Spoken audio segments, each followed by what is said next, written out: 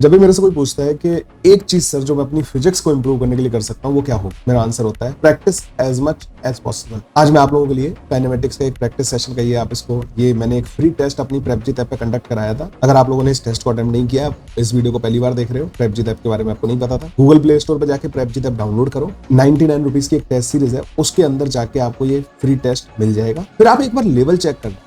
Other institutes के जो test होते हैं उनका जो लेवल ऑफ कॉन्सेप्ट कवरेज होता है और जिस लेवल पे मैंने कॉन्सेप्ट कवर किए हैं, जो मेरा टेस्ट का डिफिकल्टी लेवल है, कंपेयर करने के बाद आपको खुद समझ में आ जाएगा। मैं आप लोगों को इस वाले टेस्ट का वीडियो सॉल्यूशन प्रोवाइड कर रहा हूं यहाँ पे। ये मैंने अपनी प्रेपजीत ऐप पे फ्री ऑफ कॉस्ट कंप्लीट कराया था, लाइव क्लास हुई थी हमारी, उसका वीडियो रिकॉर्डिंग है। एक बार ये जो 25 क्वेश्चन है ना, इनको अपने काइनेमेटिक्स के टॉपिक को स्ट्रॉन्ग करने के लिए डेफिनेटली एंड तक जरूर कर। वीडियो को पॉज कर करके बार बार खुद से सॉल्व करना एंड देन आगे प्ले करते हुए आगे बढ़ते हुए जाना। लेकिन 25 के 25 क्वेश्चन कंप्लीट करने के बाद यू विल फील कि तुम्हारा पूरा काइनेमेटिक्स का रिवीजन हो चुका है। अगर आपको वीडियो पसंद आए तो एक बार कमेंट करके मुझे जरूर बताना। चलिए बच्चों, वीडियो शुरुआत करते हैं क्वेश्चन नंबर 1 के साथ। यहाँ पे बच्चों हमें वेलोसिटी दे रखी थी फंक्शन ऑफ एक्स, ठीक है।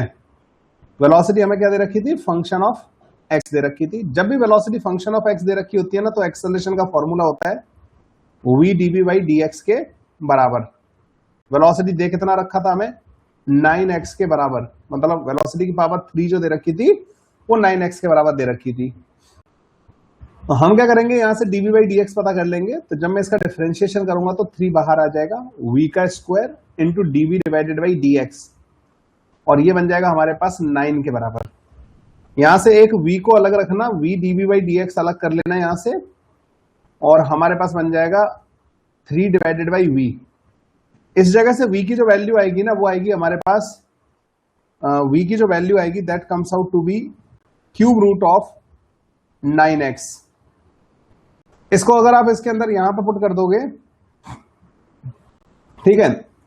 अब वेलोसिटी हमें x इक्वल टू 3 पे पता करनी है, तो जब आप x की वैल्यू 3 पुट कर दोगे इसके अंदर, तो ये बन जाएगा 27 की पावर 1/3, तो ये v की वैल्यू 3 आ जाएगी। तो यही तो हमारा एक्सेलरेशन है, जो कि 1 मीटर पर सेकेंड स्क्वायर के बराबर आ जाएगा। तो ये था हमारा एक्सेलरेशन का वैल्यू, ठीक है, 1 मीटर पर सेकेंड स्क्वायर। इसका B option was the correct option. इस वाले क्वेश्चन में हार्डली 2 मिनट लगने वाले थे, 2 मिनट का क्वेश्चन था, और ये 4 मार्क्स आप लोगों के फ्री के थे, मतलब ना एक तरीके से it was not a difficult one.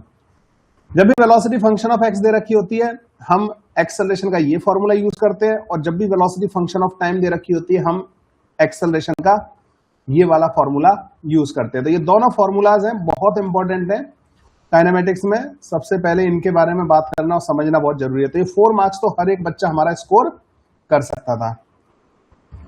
घर पे एनालिसिस कैसे करें और उसका एक ओवरव्यू दे सकते हैं। मैं टेस्ट का ओवरव्यू दे रहा हूं पूरी तरीके से। तो जैसे ये वाला जो था ना, ये लेस देन 2 मिनट टाइम लगना था। This question was easy to moderate, मतलब ना this question was easy to moderate level. ऐसे करके बच्चों ये वाला क्वेश्चन हमारा सॉल्व हो जाना था।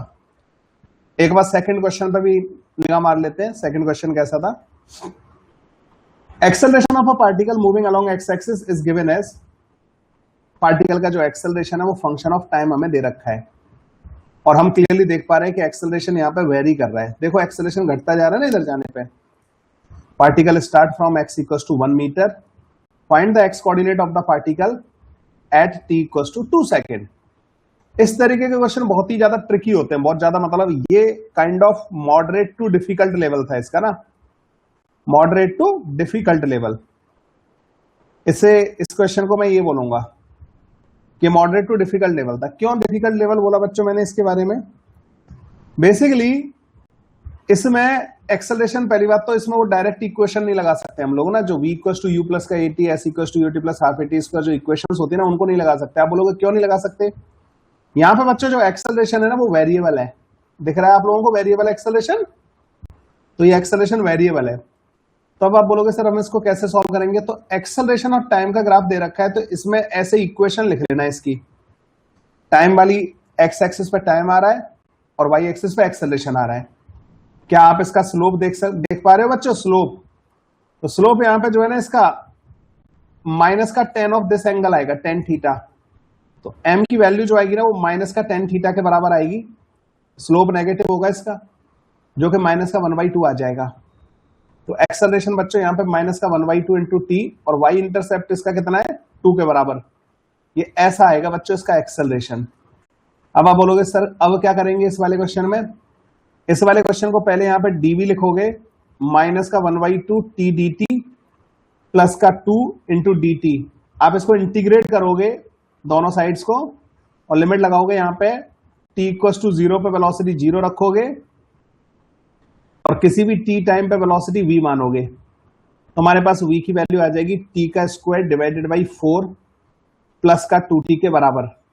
फिर v को लिखोगे आप dx और यहां पे आ जाएगा तुम्हारे पास t का स्क्वायर बाई 4 dt प्लस का 2t dt। दोनों साइड इंटीग्रेट करोगे। यहां पे ध्यान रखना कि जब t की वैल्यू 0 रखोगे ना तो x की वैल्यू यहां पे 1 रखनी है आपको। और फिर 2 सेकंड पे आपको पूछा है कि 2 सेकंड में इसकी पोजीशन क्या होगी, तो x पूछा है, तो x माइनस का 1 इज इक्वल्स टू ये बन जाएगा बच्चों यहाँ पे t की पावर 3 मतलब 2 की पावर 3 अपॉन 12 और यहां पे बन जाएगा बच्चों t का स्क्वायर मतलब 2 का स्क्वायर। यहां से बच्चों ये 2/3 बन जाएगा और ये 4 हो गया, तो x की वैल्यू हमारे पास आ जाएगी 4 12 और 1 13 13 डिवाइडेड बाई 3 प्लस का 1। ये 1 जब उधर जाएगा ना, ठीक है, कुछ गलती हो गई यहाँ पे, ये माइनस का 1/2 था बच्चों, यहाँ माइनस एक मिस हो गया तो ये माइनस आएगा, यहाँ पे भी माइनस आएगा, ये माइनस होगा बच्चों और ये माइनस का 2/3 होगा और यहाँ पे 4 आएगा, 12 माइनस का 10 10/3 and this comes out to be बच्चों 13 डिवाइडेड बाई 3 के बराबर। बहुत सारे बच्चों का तो ना, बहुत सारे बच्चों ने तो इस पर ध्यान भी नहीं दिया होगा कि पार्टिकल x इक्वल्स टू 1 से स्टार्ट कर रहा है और उनका आंसर डायरेक्ट डिस्प्लेसमेंट आ गया होगा 13/3 और उन्होंने टिक कर दिया होगा। It will take 10 minutes, sorry 3 minutes time कम से कम। एंड ये आपकी पूरी नॉलेज टेस्ट कर लेगा कि आप लोगों ने काइनेमेटिक्स अच्छे लेवल से पढ़ रखा है नहीं पढ़ रखा है, वो क्या आप ग्राफ वाले क्वेश्चन सॉल्व कर पाते नहीं कर पाते। तो ये आपकी पूरी वो वाली नॉलेज चेक करने के लिए बहुत अच्छा क्वेश्चन था। आई होप आपको दोनों क्वेश्चंस समझ में आ गए होंगे जितना भी मैंने अभी तक आप लोगों को बताया है, ठीक है। ये 2 क्वेश्चन हमारे इस तरीके से थे। थर्ड क्वेश्चन के बारे में बात करते हैं। This is our question number 3। A particle moving along x axis travel 1/4 of the total distance with 2 meter per second, 1/3 of the remaining distance with 1 meter per second, and remaining distance with 4 meter per second. Then find the average speed of the particle for whole the motion. ऐसे question को करने का simple सा तरीका होता है बच्चों, total distance divided by total time जो होता है ना, वही एवरेज वेलोसिटी होता है। तो एवरेज होता कितना है भाई? Total distance. यहां पर बोल रहा है टोटल डिस्टेंस का 1/4 2 मीटर पर सेकंड से चला, टोटल डिस्टेंस का 1/3 कितने से चला? 1 मीटर पर सेकंड से चला। मैं टोटल डिस्टेंस बच्चों d मान ले रहा हूं, तो d/4, ये जो d/4 है ना, ये चल रहा है 2 मीटर पर सेकंड से। उसके बाद आएगा d/3, ये जो d/3 है बच्चों, ये चल रहा है कितने से?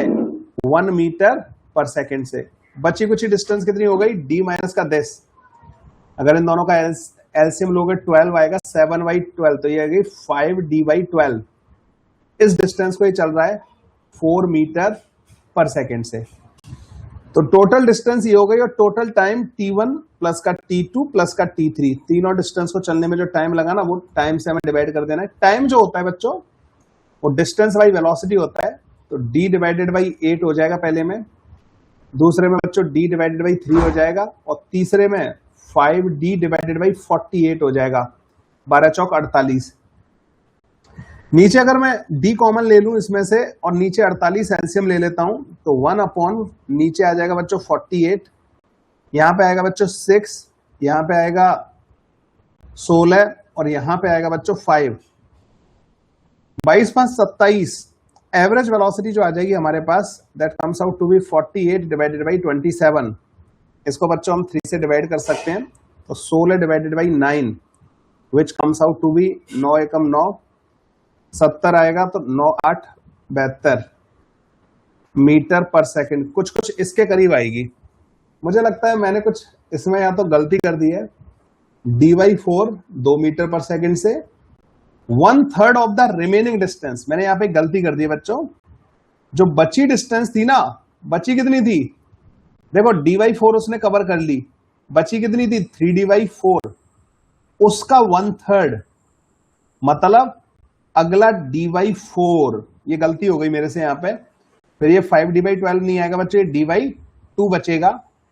तो यहाँ पे थोड़ी गलती हुई है, तो ये d/4 होगा यहाँ पे, और ये जो d/2 डिवाइडेड बाई, तो ये होगा d/8 होगा बच्चों ना, यहाँ पे d/8।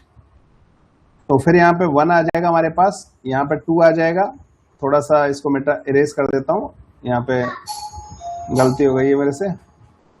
हाँ ठीक है। हाँ, तो यहाँ पे बच्चों जब 8 एलसीएम लोगे तो 8 ऊपर चला जाएगा, d कट जाएगा, 1 प्लस का 2 प्लस का 1। तो एवरेज वेलोसिटी जो आएगी ना बच्चों इस वाले क्वेश्चन में, वो 2 मीटर पर सेकंड के बराबर आएगी। तो ये बहुत ट्रिकी क्वेश्चन था, एवरेज वेलोसिटी को टेस्ट करने के लिए बहुत प्यारा क्वेश्चन था बच्चों।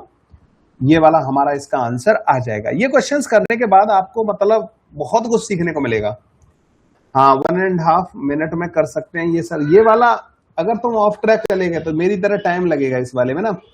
अगर सही पकड़ा आपने, अगर इस लाइन पे ध्यान दिया, तो ये 2 मिनट का क्वेश्चन था। तो ये क्वेश्चन भी आपका 2 मिनट में हो जाना चाहिए था। ठीक है, तो एक क्वेश्चन ऐसा आया जो 3 मिनट में होगा, और ये दोनों क्वेश्चन तो हमारे 2-2 मिनट वाले ही लग रहे हैं। ठीक है,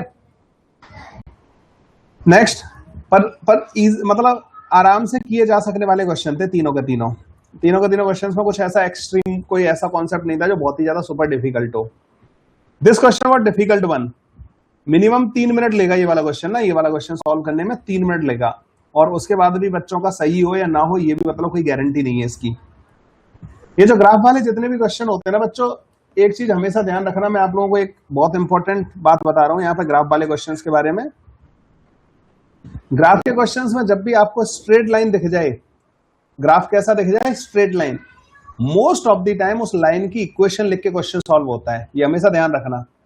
जैसे हमने इससे पहले एक क्वेश्चन किया ग्राफ वाला, ये वाला क्वेश्चन था ना ग्राफ का, इसको हमने देखो इसकी इक्वेशन लिखी, एक्सेलरेशन और टाइम का ग्राफ था, तो हमने एक्सेलरेशन और टाइम की इक्वेशन लिखी। अब हमारा अगला वाला क्वेश्चन है वेलोसिटी और एक्स का ग्राफ दे रखा है। इस वाले क्वेश्चन में हमसे ये पूछा था कि the average acceleration over the time interval from 0 to L, 0 से लेके L तक आपको एवरेज एक्सेलरेशन पूछा था इन्होंने ना। आपको पता होगा कि जो एवरेज एक्सेलरेशन होता है वो फाइनल वेलोसिटी, मतलब L डिस्टेंस चलने के बाद जो वेलोसिटी हो गई है वो कि 4v0 के बराबर हो गई है, माइनस इनिशियल वेलोसिटी जो कि v0 के बराबर है, डिवाइडेड बाई बच्चों टाइम इंटरवल, जो टाइम लगेगा ना, ये L डिस्टेंस चलने में जो टाइम लगेगा उससे इसको डिवाइड करना था। प्रॉब्लम ये है कि यहाँ पे वेलोसिटी और एक्स का ग्राफ दे रखा है, टाइम का तो कुछ बता ही नहीं रखा है। ऐसे क्वेश्चन जिनमें भी स्ट्रेट लाइन दे रखी हो ना बच्चों, हमेशा आप उस लाइन की इक्वेशन लिख के सॉल्व करो। इस एंगल को थीटा मान लेना, इस वेलोसिटी की जो इक्वेशन आएगी v इक्वल्स टू इस लाइन का जो स्लोप आएगा दिस, जो कि 3v0 होगा यहां से यहां तक का डिस्टेंस, डिवाइडेड बाई L, तो 3v0 बाई L ये हो गया इसका स्लोप, इनटू x प्लस का v0, ये वेलोसिटी आ गई। मुझे ये टाइम चाहिए, जिस टाइम में L डिस्प्लेसमेंट हुआ है इसका, वो टाइम चाहिए मेरे को। तो मैं क्या करूंगा कि मैं इसको dx बाई dt लिख दूंगा। बच्चों जब ऐसे क्वेश्चंस को सॉल्व कर रहे होते हैं तो हम क्या करते हैं, x के सारे टर्म्स को एक तरफ ले आते हैं। तो यहां पे आ जाएगा बच्चों मेरे पास 3v0 by L into x plus का v0, this is equal to dt। अब आप बोलोगे सर आपने ऐसा क्यों किया, आपको कैसे पता लगा कि आपको इसको इंटीग्रेट करना है? क्योंकि मुझे टाइम चाहिए था। ठीक है, मुझे टाइम चाहिए था, तो मैंने इसको इंटीग्रेट करना ही पड़ेगा मुझे। और कौन सा टाइम चाहिए था? जब x की वैल्यू L हो जाए। तो जब t इक्वल टू 0 था तो उस टाइम पे x की वैल्यू 0 थी। मुझे वो डेल्टा t मतलब total time, let's call the total time t, जो L डिस्टेंस चलने में आ रहा होगा, तो जब x की वैल्यू L हो जाएगी तो मुझे वो टाइम पता करना था।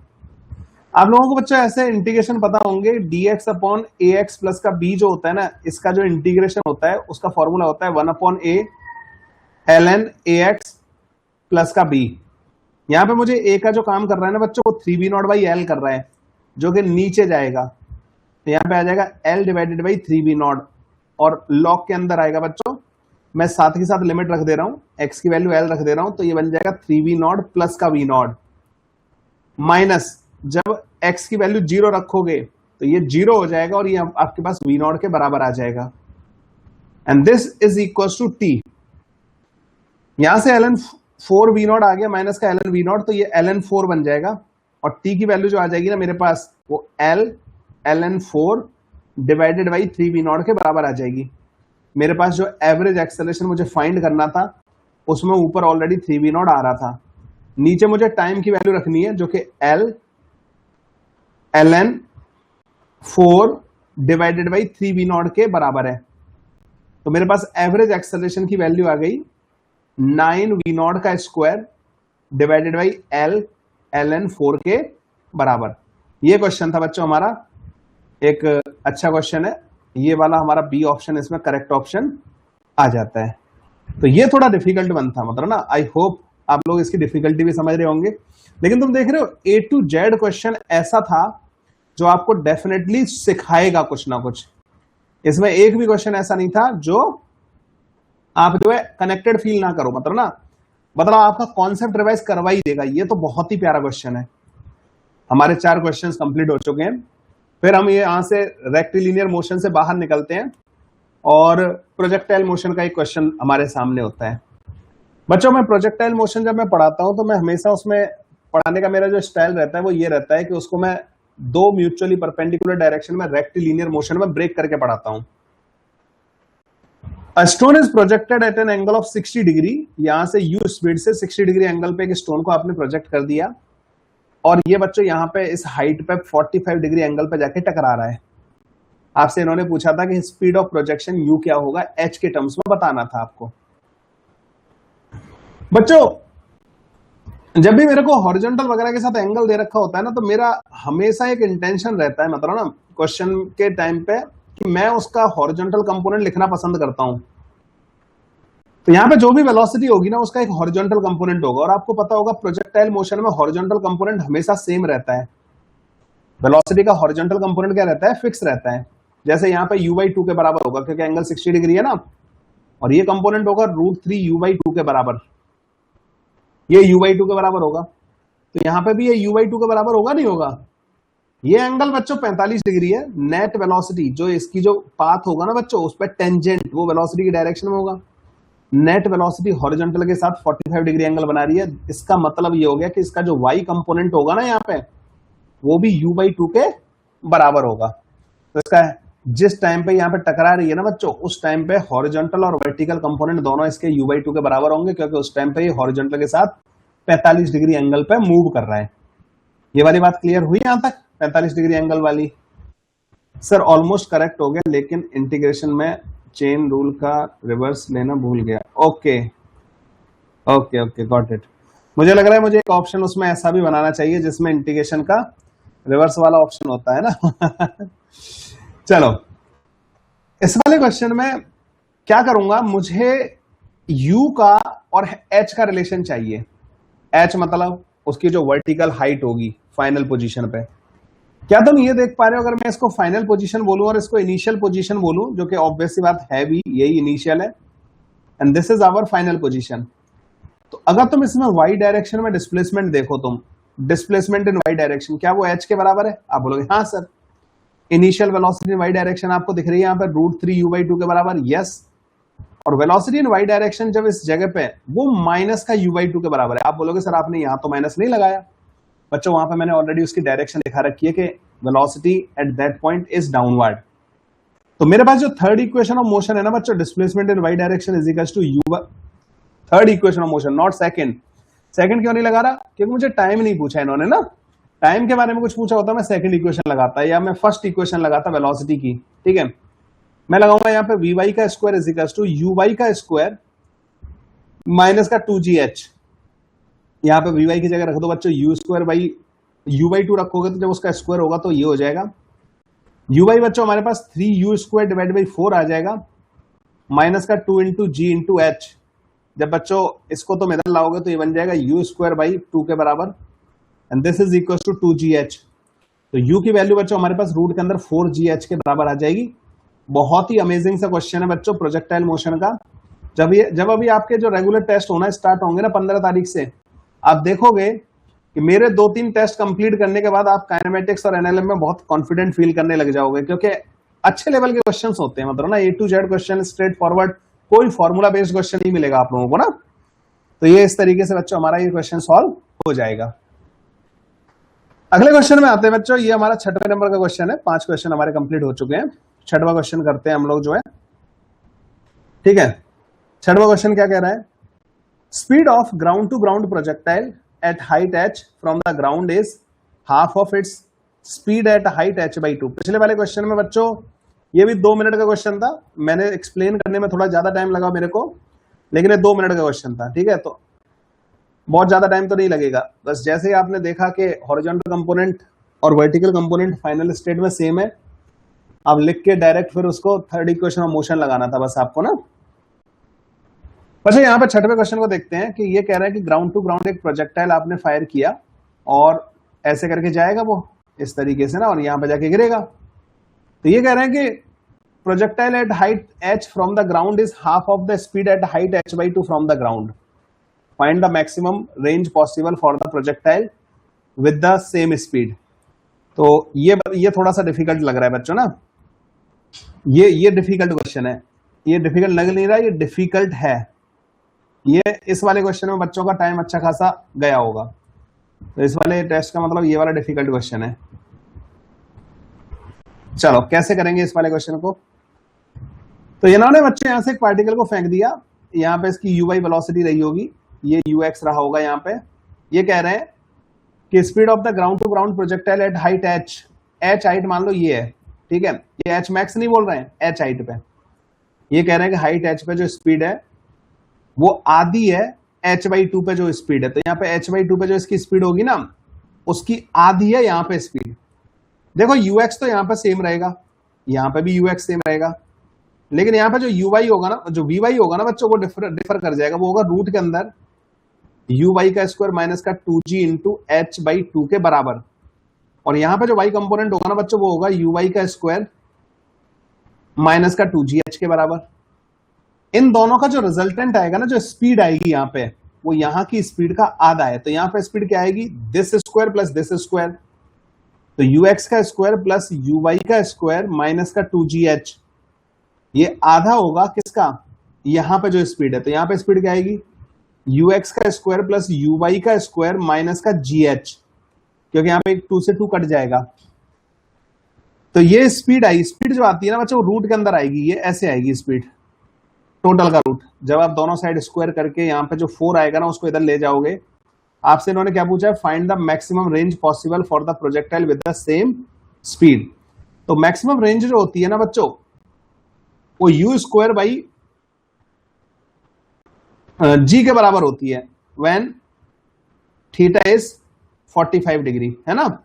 मतलब आपको यू स्क्वायर चाहिए, और यू स्क्वायर किसके बराबर होगा, यू एक्स का स्क्वायर प्लस यू वाई का स्क्वायर के बराबर, इसके बराबर ही होगा ना, है ना। तो बस आपको मतलब यू एक्स और यू वाई का स्क्वायर चाहिए। जब आप इसको इधर ले जाके मल्टीप्लाई करोगे तो बन जाएगा 4ux का स्क्वायर 4uy का स्क्वायर माइनस का 8gh, this is equal to ux का स्क्वायर uy का स्क्वायर माइनस का gh। जब आप इसको सॉल्व करोगे तो ये बन जाएगा 3ux का स्क्वायर 3uy का स्क्वायर, इधर आएगा ये तो ये 7gh के बराबर बन जाएगा। तो यहां से ux का स्क्वायर प्लस uy का square which is u square, कितना आ जाएगा हमारे पास, 7gh डिवाइडेड बाई 3 के बराबर। तो मैक्सिमम रेंज, इस केस में मैक्सिमम रेंज नहीं पूछ रहा है, ये कह रहा है कि इस स्पीड से मैक्सिमम रेंज कितनी हो सकती है, मतलब एंगल यू कैन चूज। तो 7gh डिवाइडेड बाई g, तो ये हो जाएगा 7h by 3 के बराबर। And I consider this question as a difficult one, it can take easily take more than 3 minute. Okay, ऐसा क्वेश्चन था बच्चों ये वाला हमारा, पर बहुत अच्छा क्वेश्चन है अगर कॉन्सेप्ट बिल्डिंग के पॉइंट ऑफ व्यू से देखा जाए। प्रोजेक्टाइल में बहुत आसान है, बस थर्ड इक्वेशन ऑफ मोशन है, वाई डायरेक्शन, यस ठीक है। हाँ चलो अगले क्वेश्चन में आते हैं, क्वेश्चन नंबर 7 पे आते हैं। A ball is projected with a velocity whose horizontal component is 12 meter per second from a point 15 meter above the ground and 6 meter away from a vertical wall 18.75 meter high in such a way that such a way to just clear the wall. At what time will the ball reach the ground? बड़ा एक बार में तो समझ ही नहीं आया मेरे को ना, क्या हो रहा है बच्चों, यहाँ पर देख लेते हैं। बॉल को आपने प्रोजेक्ट किया जिसका हॉरिजॉन्टल कंपोनेंट 12 मीटर पर सेकंड है, from a point 15 metre above the ground and 6 metre away from a vertical wall. 15 metre this high, एक यहाँ पे बच्चों एक दीवार है जो कि कितनी ऊंची है, 18.75 मीटर ऊंची है, और जहां से फेंक रहे हो आप 15 मीटर ऊपर से फेंक रहे हो इसको ना, 12 मीटर पर सेकंड की आपने इधर वेलोसिटी दे दी है इसको ना। वाई कंपोनेंट के बारे में कुछ नहीं बताया, यूवाई के बारे में कुछ नहीं बताया। ये जो डिस्टेंस है ना, ये दिया है आपको ना, दीवार और इसके बीच का डिस्टेंस 6 मीटर दे रखा है, और जो दीवार है ना बच्चों, उसकी हाइट भी हम पता कर सकते हैं। कैसे पता कर सकते हैं? इसकी हाइट 18.75 मीटर है, और जहां से फेंक रहे हो वो 15 मीटर है, ये हाइट 15 मीटर है, तो ये हाइट आ जाएगी हमारे पास 3.75 मीटर के बराबर। अगर मैं इसका डबल कर दूं 7.5 और उसका डबल कर दूं तो ये 15 डिवाइडेड बाई 4 मीटर के बराबर आ गया। ये बच्चों इसको जस्ट क्रॉस करके जा रहा है, यहां से ना जस्ट क्रॉस करके जा रहा है, दैट मीन्स कि इस पॉइंट से पास हो रहा है। ये पॉइंट यहां से 6 मीटर दूर है, ये ध्यान रखना। तो तुम्हें पता लग रहा है कि हॉरिजॉन्टल डायरेक्शन में जो वेलोसिटी है वो ये है ux, तो ux तो हमें दे रखा है 12 मीटर पर सेकंड के बराबर। At what time will the ball reach the ground, ball जमीन पे कब पहुंचेगी ये पता करना है, ये पता करना है बच्चों ना, यहां पहुंचने का टाइम। बच्चों ऐसे क्वेश्चन करने के लिए मुझे यूवाई पता करना होता है। अगर यूवाई पता लग गया ना तो फिर मैं इसकी इक्वेशन लिखूंगा वाई डायरेक्शन में। कौन सी इक्वेशन लिखूंगा? कि जब इसका displacement in y direction minus का 15 मीटर होगा, क्योंकि जमीन पे पहुंच गया तो इसका ये स्टार्टिंग पॉइंट है ना, ये इनिशियल पॉइंट है, और ये हो गया हमारा फाइनल पॉइंट। तुम देख रहे हो फाइनल पॉइंट नीचे है। डिस्प्लेसमेंट क्या होता है? इनिशियल पोजीशन से फाइनल पोजीशन को ज्वाइन करता हुआ वेक्टर। तो हमारा डिस्प्लेसमेंट वेक्टर इस केस में क्या आएगा? हमारा नेट डिस्प्लेसमेंट वेक्टर तो ये आएगा। क्या इस डिस्प्लेसमेंट वेक्टर को मैं इन दो वेक्टर का रिजल्टेंट बोल सकता हूं? एक ये वेक्टर और एक ये वेक्टर। तो हॉरिजॉन्टल डायरेक्शन का डिस्प्लेसमेंट तो ये कहलाएगा डिस्प्लेसमेंट इन एक्स डायरेक्शन, और ये कहलाएगा डिस्प्लेसमेंट इन वाई डायरेक्शन। तुम देख रहे हो डिस्प्लेसमेंट इन वाई डायरेक्शन नीचे की तरफ है, कितना? माइनस का 15। मुझे अगर यूवाई पता लग जाए तो मैं सेकंड इक्वेशन ऑफ मोशन लगा के टाइम की वैल्यू फाइंड कर सकता हूं। अगर मुझे यूवाई पता लग जाए तो सेकंड इक्वेशन ऑफ मोशन लगा के मैं टाइम की वैल्यू पता कर सकता हूं। यूवाई पता करने के लिए बच्चों मेरे को ये वाली यहां से यहां तक की इंफॉर्मेशन देखनी होगी। तो मैं यहां पे क्लियरली दिखाई दे रहा है कि एक्स डायरेक्शन में 12 मीटर पर सेकंड से जा रहा है। इस पॉइंट का एक काम करना, इस पॉइंट के जो है ना, अच्छा इसको ओरिजिन मान लेना, 0,0 मान लेना। इस पॉइंट के जो कोऑर्डिनेट होंगे वो 6,15 डिवाइडेड बाई 4 के बराबर होंगे। ठीक है, आप बोलोगे हाँ सर। तो बच्चों यहां से यहां तक हॉरिजॉन्टल डायरेक्शन में 6 मीटर चलने में कितना टाइम लगेगा? आप बोलोगे सर टी की वैल्यू 1/2 के बराबर होगी, आधा सेकंड लगेगा यहां तक पहुंचने में। कैसे? 12 मीटर पर सेकंड से 6 मीटर चलना है इसको हॉरिजॉन्टल डायरेक्शन में, आधा सेकंड ही लगेगा। बिल्कुल सही है, यहां तक पहुंचने का। अब यहां तक पहुंचने का टाइम तो पता लग गया मेरे को, लेकिन मुझे यूवाई पता करना है। तो मैं क्या करूंगा, टाइम पता है मेरे को, तो इस डायरेक्शन में यहां से लेके यहां तक जो वाई डायरेक्शन का डिस्प्लेसमेंट होगा ना वो ये होगा। मैं यहां पे लिख दे रहा हूं, तो 15/4 सेकंड इक्वेशन ऑफ मोशन लगा दूंगा। कौन सी डायरेक्शन में? वाई डायरेक्शन में। किस पॉइंट से किस पॉइंट तक? यहां से लेके यहां तक। 15/4 is equals to u y into आधा सेकेंड माइनस का हाफ जी, जो कि 10 के बराबर हो जाएगा, दैट इंटू आधा सेकेंड का स्क्वायर। ये कट जाएगा बच्चों, यहां पे हमारे पास 5 बार, तो 5/4 आ जाएगा। जब आप इसको उधर ले जाओगे तो यहाँ 20/4 मतलब 5 के बराबर बन जाएगा। तो यूवाई की जो वैल्यू आएगी ना बच्चों वो 10 मीटर पर सेकंड के बराबर आ जाएगी। 10 मीटर पर सेकंड के बराबर आ गया। तो अब मैं यहाँ पे डायरेक्ट एक काम करूंगा, अब मैं ये वाली यहां से लेके यहां तक के लिए वो सेकंड इक्वेशन ऑफ मोशन लगाऊंगा। माइनस का 15 is equals to 10 into t minus का हाफ जी इंटू टी का स्क्वायर। जब आप इसको सॉल्व करोगे तो मेरे को क्लियरली दिख रहा है 1 2 3, इसका आंसर 3 सेकंड आ रहा होगा। 3 सेकंड में जमीन पे पहुंच जाएगा। आप बोलोगे सर आपने ये कैसे कर लिया? मुझे दिख गया बच्चों कैसे। ये 15 मीटर ऊपर से एक पार्टिकल ना 10 मीटर पर सेकंड से अगर ऊपर जा रहा होता है, 1 सेकंड में अपनी हाईएस्ट पॉइंट पे पहुंच जाएगा, फिर अगले 1 सेकंड में यही आ जाएगा, 1 सेकंड में वो 5 मीटर चलेगा, अगले में बच्चों 15 मीटर चलेगा, मतलब 1 सेकंड में जमीन पे पहुंच जाएगा। तो 1 सेकंड 1 सेकंड और 1 सेकंड, नहीं तो तुम इस वाली इक्वेशन से कर लेना। मुझे क्लियरली दिख गया था 3 सेकंड में काम खत्म हो जाएगा इसका। ये भी बच्चों पावर पैक आपके 2 से 3 मिनट लेने वाला क्वेश्चन था। आप एक भी क्वेश्चन में मतलब 2 मिनट से कम तो अभी तक टाइम नहीं लग रहा है मतलब ना सॉल्व करने में। तो ये इतने टाइम के क्वेश्चंस तो थे। इसके बाद आ जाते हैं क्वेश्चन नंबर 8 पे, जो हमारा आठवां प्रश्न है आपके सामने है। At an instant the lift is moving with 4 metre पर second At an instant, the lift is moving with 4 meter per second upward with an upward acceleration of 2 meter per second square. तो ये 4 metre पर second से जा रही है बच्चों lift जो है, और इसका जो एक्सेलरेशन है वो बेसिकली ऊपर की तरफ 2 मीटर पर सेकंड स्क्वायर के बराबर है. At the same instant a coin is dropped from 6 metre above the. 6 metre ऊपर से आपने एक कॉइन को रिलीज कर दिया. बच्चों जब आप कॉइन को रिलीज करते हो ना, तो उसका इनर्शिया की वजह से, पहले वो कॉइन हाथ में था, उसकी वेलोसिटी लिफ्ट की वेलोसिटी के बराबर थी 4 मीटर पर सेकंड. आपने हाथ हटा लिया तो इनर्शिया की वजह से कॉइन अभी भी 4 मीटर पर सेकंड से ऊपर जा रहा होगा, लेकिन अब इसका ग्राउंड के रिस्पेक्ट में एक्सेलरेशन हो जाएगा 10 मीटर पर सेकंड स्क्वायर. अब आप बोलोगे सर एक्सेलरेशन आपने 10 मीटर पर सेकंड स्क्वायर क्यों बोला?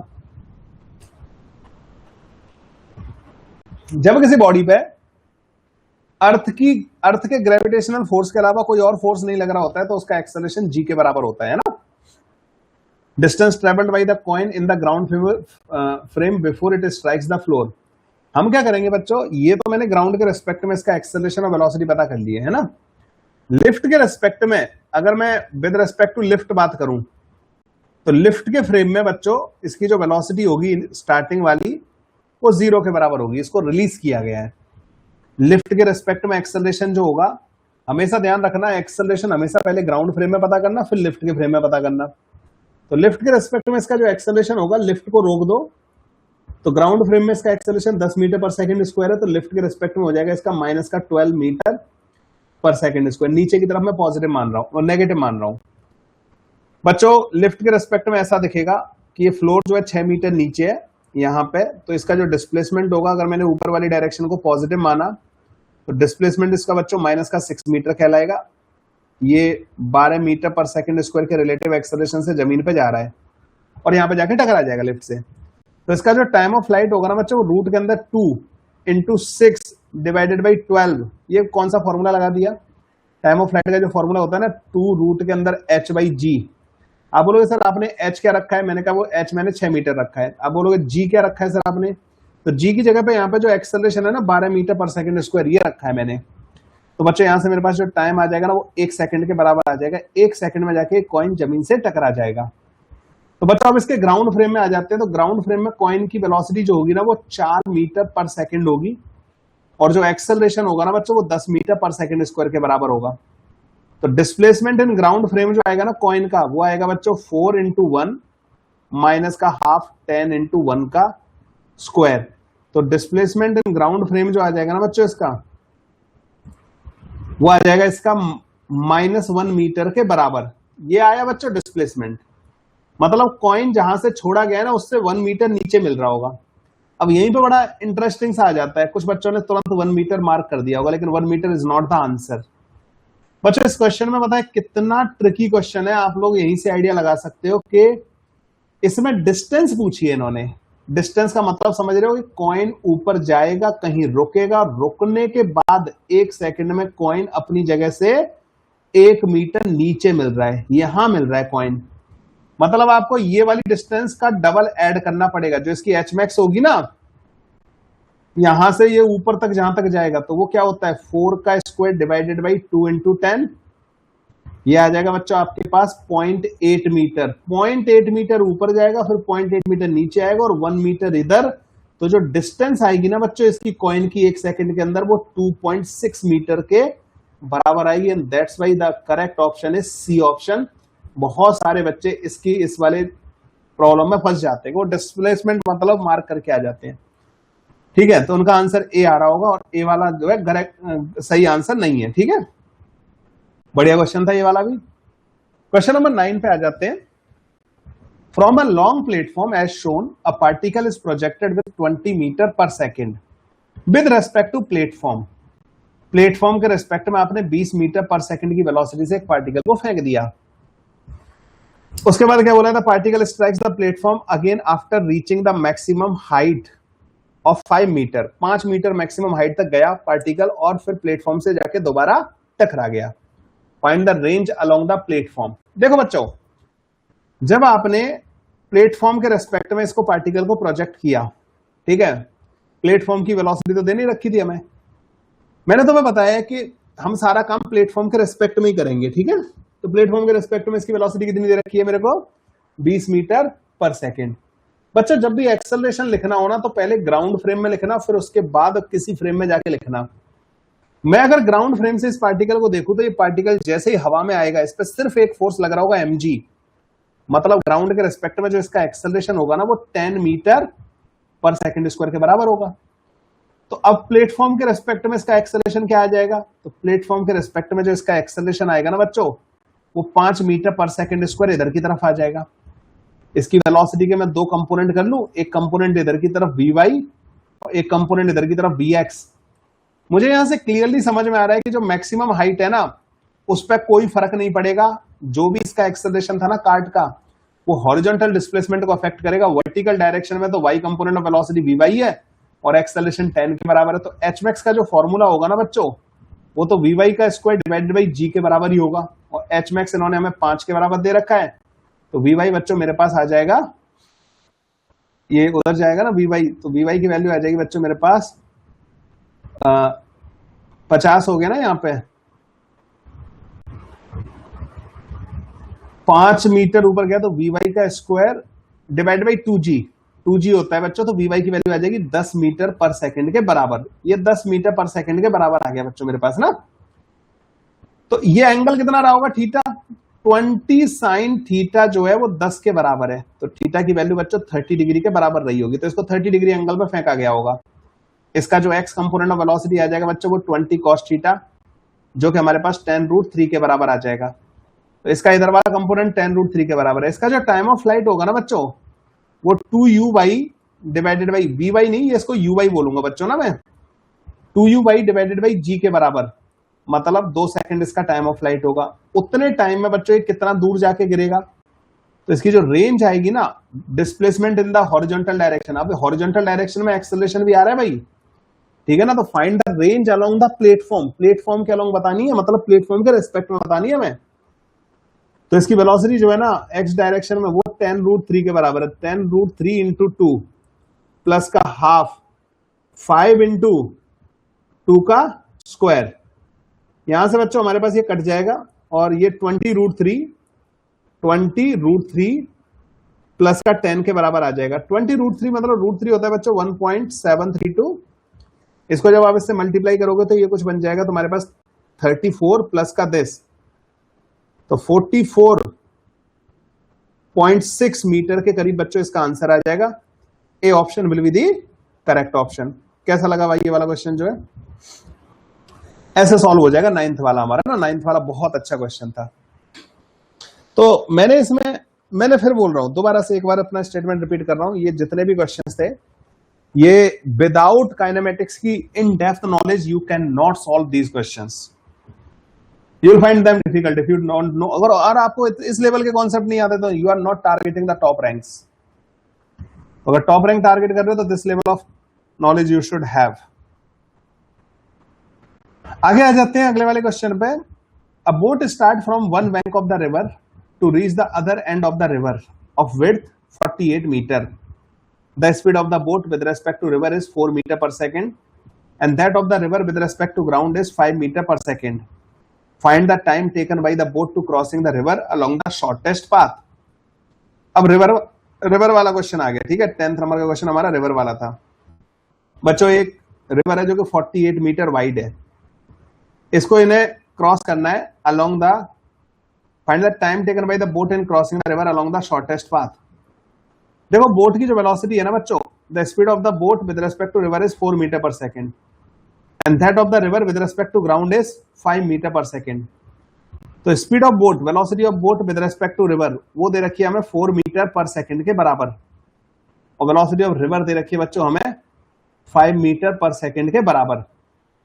आपको एक बड़ी इंटरेस्टिंग सी बात बता देता हूं, जब भी रिवर की वेलोसिटी ज्यादा होती है velocity of boat with respect to river से, इसमें बच्चों ड्रिफ्ट कभी भी जीरो नहीं हो सकती, तो drift can not be zero, इसमें बच्चों ड्रिफ्ट जीरो नहीं होती कभी भी, ठीक है।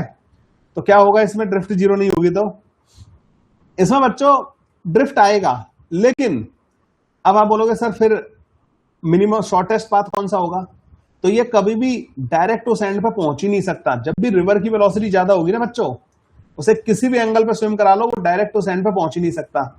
उसके लिए कंडीशन होती है कि रिवर की वेलोसिटी कम होनी चाहिए, velocity of man with respect to river से, लेकिन यहाँ उल्टा हो रहा है। पर मैं आपको एक बहुत इंटरेस्टिंग बात बताता हूं, आप डिफरेंशिएशन का यूज करते हैं हम इस वाले में ड्रिफ्ट फाइंड करने के लिए, और बड़ी इंटरेस्टिंग सी बात ये निकल के आती है कि ये जो एंगल होता है ना साइन अल्फा, जो मिनिमम पाथ के लिए जो आता है, शॉर्टेस्ट पाथ के लिए जो आता है, ये इन दोनों का रेशियो होता है। इनमें से जो छोटा होता है ना उसका, अब अगर रिवर की वेलोसिटी कम है तो ऊपर रिवर की वेलोसिटी आएगी, नीचे बीएमआर आएगा, मतलब बीवीआर आएगा, और बीवीआर कम है तो ऊपर बीवीआर आएगा, नीचे फिर बीआर आएगा। ये दोनों में बच्चों ये फॉर्मूला सेम आता है। तो यहां पे बच्चों बीवीआर डिवाइडेड बाई वीआर आ जाएगा, और which comes out to be 4/5, मतलब 53 डिग्री एंगल पे अगर ये स्विम करेगा, अल्फा की वैल्यू कितनी आ गई 53 डिग्री, तो ये 4 मीटर पर सेकंड से 53 डिग्री पे स्विम करेगा, तो इसमें ड्रिफ्ट सबसे कम आएगा। नाउ अब आपको ये खुद देखना है कि ऐसा क्यों होगा। ये बच्चों 5 मीटर पर सेकंड हो गया, एक्चुअली ये जाएगा कहीं यहां पे, यहां पहुंचेगा, ठीक है, लेकिन ये ऐसे चल रहा होगा। तो बच्चों एक बात बताओ, जो परपेंडिकुलर कंपोनेंट आएगा बोट की वेलोसिटी का वाई डायरेक्शन में जो आएगा, इधर हम एक्स डायरेक्शन मानते हैं और इधर वाई डायरेक्शन, तो इसका जो इधर वाला कंपोनेंट होगा 4 cos 53 डिग्री, क्या वो बच्चों वाई डायरेक्शन में कंपोनेंट होगा या नहीं होगा? और cos 53 होता है 3/5, तो ये हो गया 12/5 मीटर पर सेकेंड। तो इधर वाला जो कंपोनेंट आ गया ना मैन का, वो ये आ गया। तो इसको टाइम कितना लगेगा नदी क्रॉस करने में? 48 मीटर इसको चलना है वाई डायरेक्शन में 12/5 की रेट से, 12 चौक 48, 5 20, 20 सेकेंड के बराबर। One of the most difficult question था बच्चों, आप इसको इजी नहीं कह सकते। This is not easy question, मतलब रिवर का सबसे टॉप लेवल का क्वेश्चन है ये वाला ना। You must solve this question by your self also, okay, after the class. मतलब करना भाई इन क्वेश्चंस को ना दोबारा से सॉल्व करके देखना। मैं बता रहा हूं पूरा टेस्ट जो है ना आपका पूरा काइनेमेटिक्स का रिवीजन करवा देगा, बहुत बढ़िया वाला। क्वेश्चन नंबर 11 के बारे में बात करते हैं। A stone is projected horizontally with a speed of 20 meter per second from the height h above the ground.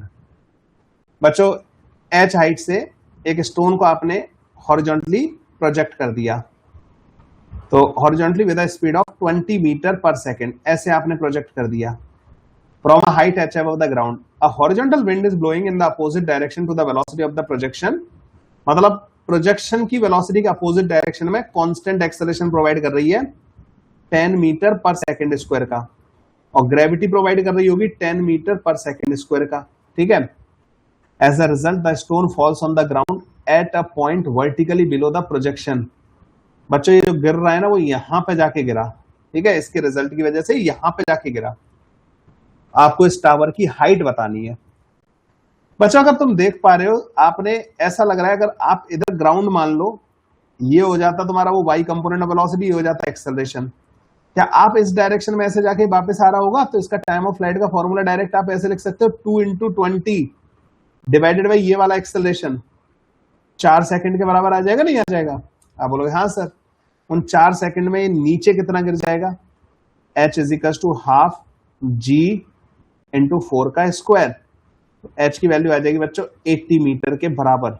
ऐसे करके ये वाला क्वेश्चन सॉल्व हो जाएगा दोनों डायरेक्शन में। बस जो काम हम वर्टिकल डायरेक्शन में करते थे वो काम यहाँ पे हॉरिजॉन्टल डायरेक्शन के अंदर हो रहा होगा।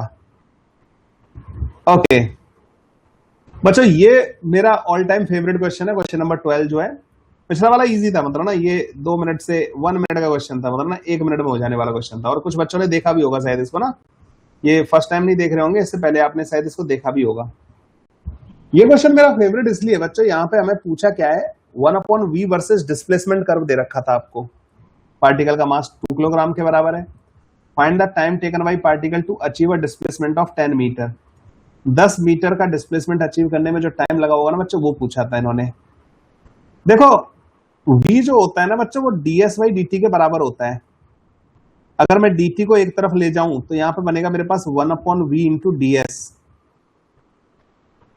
अगर मैं इसको इंटीग्रेट कर दूं तो क्या आपको ये समझ में आ रहा है, ये वाला जो पार्ट है 1/v और s का जो एरिया होगा अंडर द कर्व के बराबर होगा या नहीं होगा? जो डेल्टा t होगा ना बच्चों, वो एरिया अंडर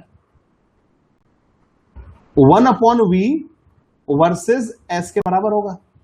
देखो ऐसा होता है ना, जब हम ऐसे लिखते हैं y dx, तो इसका क्या मतलब होता है, y और x का जो कर्व है ना, उसका एरिया अंडर द कर्व, ये एरिया होता है ना under y versus x curve. तो यहाँ पे 1/v वर्सेस ds है, x का काम यहाँ पे s कर रहा है और y का काम 1/v कर रहा है।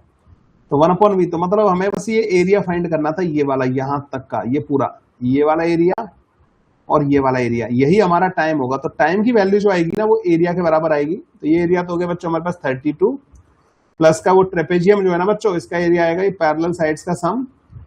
तो यहाँ पे 8 है और यहाँ पे 14 है, यहाँ 4 है, 8 10 12 14। तो इसके इन्होंने 3 इक्वल डिवीजन किए, तो 4 6 8 10, ठीक है। तो ये आ रहा होगा बच्चों हमारे पास 6 के बराबर आ रहा होगा, है ना, 6 मीटर पर जो भी एस पर मीटर। तो 4 प्लस का 6 इंटू इनके बीच का डिस्टेंस विच इज 2, ये कट जाएगा बच्चों, and this comes out to be 42 second. Doubt हो तो मुझे पूछ लेना यहाँ पे, ठीक है। ऐसे करके 42 सेकेंड बच्चों इसका आंसर आ जाता है। ये बहुत ही प्यारा सा क्वेश्चन है और बहुत ही प्यारा कॉन्सेप्ट भी है ये ना। Let's move to the next question, again one of my favourite one. Acceleration time graph दे रखा है हमें पार्टिकल का, पार्टिकल 0 से स्टार्ट कर रहा है। Find distance travelled by the particle in the first 10 second. पहले 10 सेकंड के अंदर हमें डिस्टेंस पूछा है इन्होंने। देखो ये ग्राफ वाले जितने भी क्वेश्चन होते हैं ना, यहाँ पे मेरे को स्ट्रेट लाइन दिख रहा है, एक्सेलरेशन और टाइम का ग्राफ ना स्ट्रेट लाइन दिख रहा है। तो यहाँ पे एक्सेलरेशन कांस्टेंट तो नहीं है, वेरिएबल है। अगर तुम इसकी इक्वेशन लिखोगे ना तो ये एक्सेलरेशन पता है कितना आएगा, 5/6 इंटू टी के बराबर। ये आएगा पहले 6 सेकंड के लिए। तो पहले 6 सेकंड के लिए एक्सेलरेशन ये आ रहा होगा, वेरिएबल आ रहा होगा, और उसके बाद एक्सेलरेशन कांस्टेंट हो गया है। उसके बाद मैं इक्वेशंस लगा सकता हूं, 6 सेकंड के बाद मैं इक्वेशंस लगा सकता हूं, v = u + at s = ut + ½ at²। लेकिन पहले 6 सेकंड के लिए उन तीनों इक्वेशंस को मैं नहीं लगा सकता। तो पहले 6 सेकंड के लिए क्या करूंगा, पहले 6 सेकंड के लिए एक्सेलरेशन को लिखूंगा मैं dv/dt। तो 5/6 इंटू t इंटू dt, इसको इंटीग्रेट कर दो तो v की वैल्यू आ जाएगी बच्चों आपके पास 5/12 इंटू टी का स्क्वायर के बराबर। ये वेलोसिटी आ गई। अगर आपसे कोई पूछे कि वेलोसिटी एट t = 6 सेकंड क्या होगी, तो यहां पर रख देना 36, मतलब 15 मीटर पर सेकंड के बराबर। 6 सेकंड में वेलोसिटी आ जाएगी। 6 सेकंड में एक्सेलरेशन क्या है, 6 सेकंड के बाद, 6 सेकंड के बाद एक्सेलरेशन 5 मीटर पर सेकंड स्क्वायर के बराबर है। अगले 4 सेकंड तक इनके हिसाब से चलेगा। टोटल 10 सेकंड की बात करनी है ना, तो पहले 6 सेकंड में ये हो गया। पहले 6 सेकंड में अगर तुमसे कोई डिस्प्लेसमेंट पूछे तो लिख देना इसको dx = 5/12 t का स्क्वायर इंटू dt। इसको इंटीग्रेट कर देना 0 से 6 सेकंड के लिए। तो डिस्प्लेसमेंट फ्रॉम 0 to 6 सेकंड जो आएगा ना, यहाँ पे 5/36 और 6 की पावर 3, ये आ रहा होगा 30 मीटर के बराबर। तो पहले 6 सेकंड में 30 मीटर चलेगा। अगले 4 सेकंड में, क्योंकि इन्होंने 10 सेकंड में पूछा है मेरे को, अगले 4 सेकंड में, तो अगले 4 सेकंड के लिए इसको u मान लूंगा मैं, और एक्सेलरेशन कांस्टेंट हो गया। तो डिस्प्लेसमेंट जो अगले 4 सेकंड में आएगा ना, 6 से 10 सेकंड के लिए, वो आएगा 15 इंटू 4 प्लस का हाफ 5 इंटू 4 का स्क्वायर। ये बन जाएगा 60 और ये बन जाएगा 40। तो टोटल डिस्टेंस जो आ जाएगा ना बच्चों, वो 130 मीटर के बराबर आ जाएगा। ऐसे ही मैंने नहीं बोला था कि this is my one of the favourite question, क्योंकि यहां पे आपको दिख गया होगा कि क्यों सर का ये फेवरेट क्वेश्चन है। इसने तुम्हारा वेरिएबल एक्सेलरेशन और यूनिफॉर्म एक्सेलरेशन बहुत प्यार से कवर कर लिया। इतना प्यारा क्वेश्चन था ये वाला ना। Let's move to the question number 14। When a man moves down the incline plane with a constant speed of 15 metre पर second which makes an angle of 37 degree with the horizontal, he finds that the rain is falling vertically downward. When he moves up the same inclined plane with the same speed, he finds that rain makes an angle of tan inverse 7/8 with the horizontal. The speed of the rain is 2 root के अंदर r, then find the value of r. मुझे ऐसा लगता है कि he finds the rain is falling vertically downward.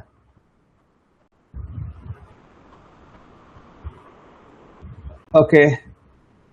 देखो ये एक इंक्लाइन प्लेन है जिसपे ये एंगल 37 डिग्री के बराबर दे रखा है हमें ना, और ये बंदा कांस्टेंट स्पीड से नीचे की तरफ आ रहा है, कितनी स्पीड से, 5 मीटर पर सेकंड से। तो इसकी वेलोसिटी के मैं दो कंपोनेंट कर लूं स्टार्टिंग में ही, एक कंपोनेंट तो इधर आएगा इसकी वेलोसिटी का, एक कंपोनेंट इधर आएगा। तो ये वाला एंगल ना, इसकी वेलोसिटी वैसे इधर की तरफ है, तो ये 37 है तो ये भी 37 होगा। तो 5 मीटर पर सेकंड से आ रहा था ये, तो ये कंपोनेंट आएगा इसका 4 मीटर पर सेकंड, और ये वाला कंपोनेंट आएगा 3 मीटर पर सेकंड के बराबर। अब इस बंदे को रेन जो है ना, देखो रेन के पास एक कंपोनेंट होगा इधर और एक कंपोनेंट होगा इधर। रेन के पास वेलोसिटी के दो कंपोनेंट होंगे। अगर बंदे का हॉरिजॉन्टल कंपोनेंट और रेन का हॉरिजॉन्टल कंपोनेंट बराबर हो गया तो बंदे को रेन हॉरिजॉन्टली आती दिखाई नहीं देगी, है ना। मतलब रेन का हॉरिजॉन्टल कंपोनेंट 4 मीटर पर सेकंड होगा। तो ये समझ में आ गया। अच्छा, इन्होंने ये बोला है कि he finds the rain is falling vertically downward, तो इससे पता लग गया हमें रेन का हॉरिजॉन्टल कंपोनेंट पता लग गया, रेन का वर्टिकल कंपोनेंट नहीं पता चला। लेकिन इन्होंने फिर बोला कि अगर जब ये बंदा ऊपर जाने लगा तो अब इसकी वेलोसिटी का 5 मीटर पर सेकंड से ऊपर जा रहा है, तो ये 3 मीटर पर सेकंड हो गया और ये 4 मीटर पर सेकंड हो गया। रेन जो है इधर की तरफ आ रही थी 4 मीटर पर सेकंड से, और इधर की तरफ पता नहीं कितने से आ रही थी। तो बंदे को जब मैं रोक दूंगा, रिलेटिव लगाऊंगा, इसकी 4 मीटर पर सेकंड को इधर ऐड करूंगा और 3 मीटर पर सेकंड को इधर ऐड करूंगा।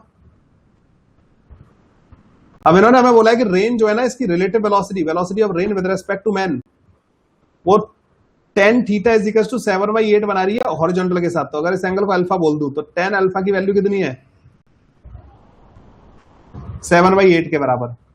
tan अल्फा यहां पे हमारे पास किसके बराबर आ जाएगा, vy plus 3 divided by this plus this, मतलब 8 इज इक्वल टू 7/8। तो vy जो आ जाएगा ना बच्चों हमारे पास, वो 4 मीटर पर सेकंड के बराबर आ जाएगा।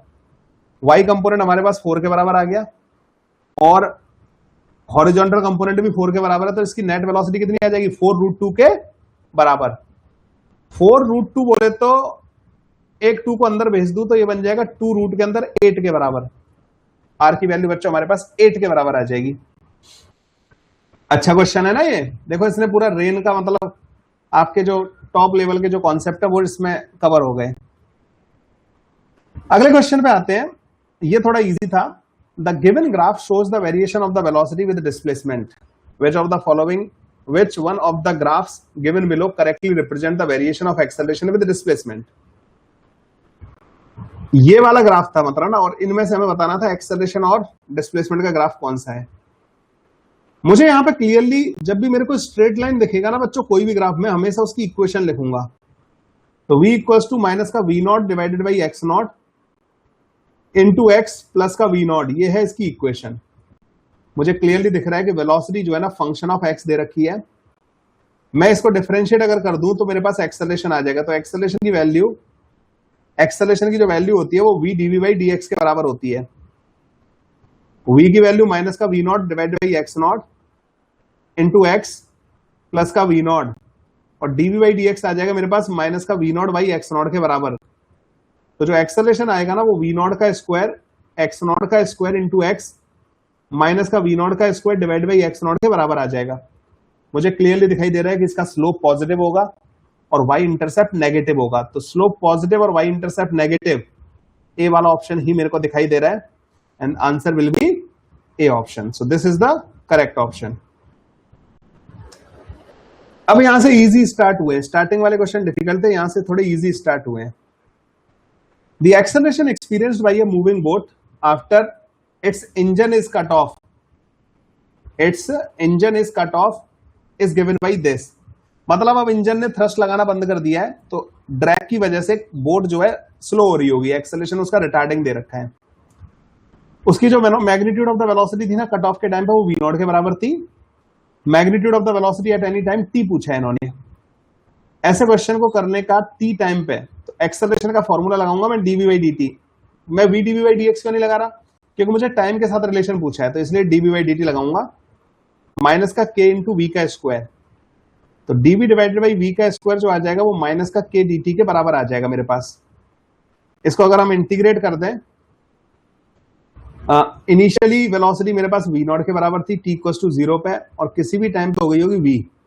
इसका इंटीग्रेशन आएगा माइनस का 1/v, तो माइनस का 1/v माइनस माइनस प्लस हो जाएगा, तो 1/v not is equal to minus का k इंटू टी। तो 1/v जो है ना हमारे पास, वो 1/v नॉट प्लस का kt के बराबर आ जाएगा। तो v की वैल्यू हमारे पास आ जाएगी v not divided by kt plus का v नॉट, ठीक है, v not divided by kt plus का v नॉट। ये हमारा डी ऑप्शन करेक्ट ऑप्शन आ जाएगा। It's not that difficult one, easily solve किया जा सकने वाला क्वेश्चन था in the less than 1 minute. बहुत सारे बच्चे तो यहां तक पहुंचे ही नहीं होंगे, उन्होंने मतलब पहले ही हिम्मत हार दी होगी। तो बहुत ही प्यारे क्वेश्चंस थे, मतलब ना अगर इन क्वेश्चंस का लेवल देखा जाए ना अभी तक जितने भी हमने डिस्कस किए हैं, मजेदार क्वेश्चंस हैं। 17th वाले पे आ जाते हैं बच्चों, ये यहां से थोड़े इजी हो गए। Two trains are moving two trains are moving in the same direction along the parallel track. One of them is 200 meter long, traveling with a velocity of, तो एक काम करते हैं, ट्रेन बनाते जाते हैं, ठीक है। एक ट्रेन ये हो गई, दूसरी ये वाली हो गई, ठीक है। Travelling with a velocity of 20 metre पर सेकंड, सेकंड ट्रैवलिंग, अच्छा दोनों सेम डायरेक्शन में जा रही हैं, ठीक है। तो ये वाली one of them is 200 metre long,